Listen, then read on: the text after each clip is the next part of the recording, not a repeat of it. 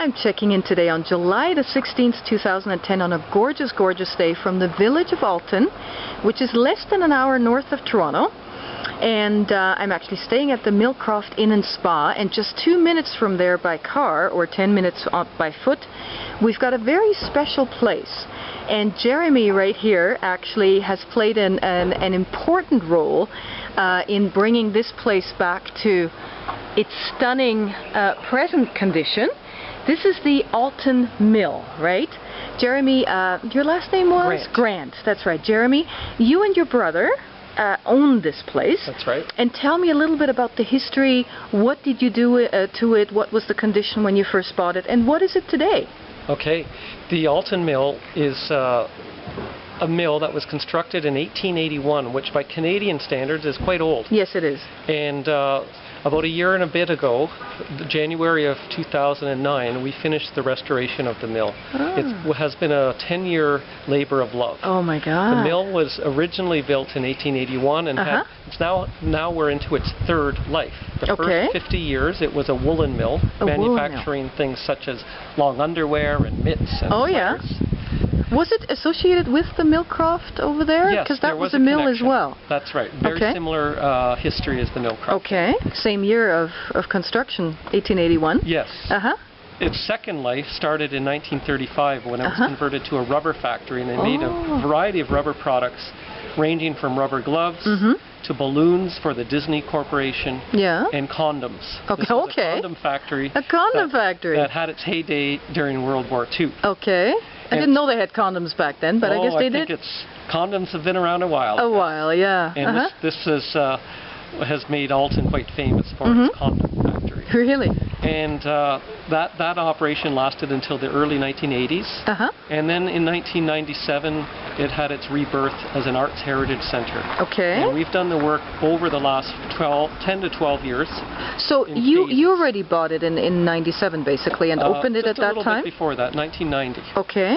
And between 1990 and today, it's been a long and extensive process working with the municipality, the town of Caledon, and the province of Ontario, and in fact the federal government, because there was federal funding to help with the heritage restoration. Exactly. So it's been a long but wonderful process, and the end result is now we have a building full of artists, studios for working artists. We have approximately 30 artists. Awesome. We have 5 galleries.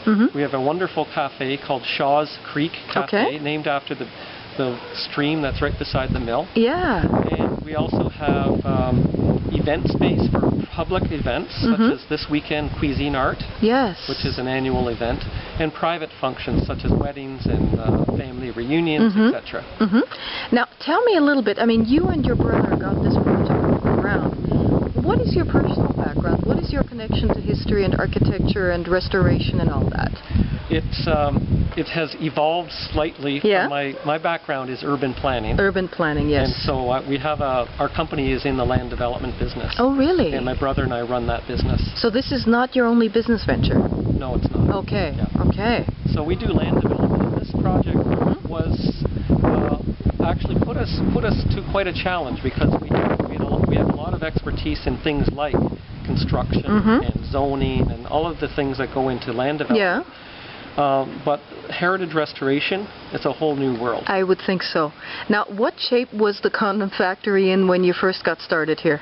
It was in very bad shape. I would think so. Some parts worse than others. Yeah. And some of the building was almost ready to go to be in terms of being renovated, and other parts had extensive structural repairs. Really? Due to lack of heat and water damage, etc. I can imagine. And we hired a very, very top-notch heritage architect from Toronto to do the design and supervision. Really? Named Catherine Naismith. And we had a construction company that specializes in heritage work. That's great. So we had a really good team. It's a gorgeous building. I mean, I'm looking at the brickwork, I'm looking at the dark red wine-colored window shutters and all that type of stuff. It just goes together really nicely. I haven't seen the place yet, but just from outside, it makes a great impression. As a travel writer myself, I love architectural preservation.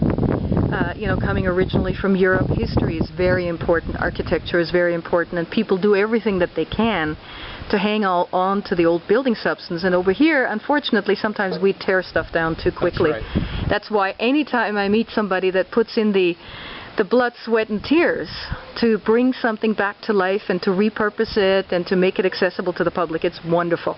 Yeah, the tears we have are tears of joy. Yes. At this point. Yes, at this point. But I'm sure there were earlier times where there were some challenges, I would think. Absolutely. What were the biggest challenges, actually, in bringing this back to life?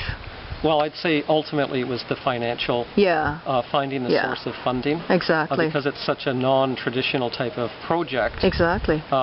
Bank financing was not available. So we had to obtain some loans from private lenders.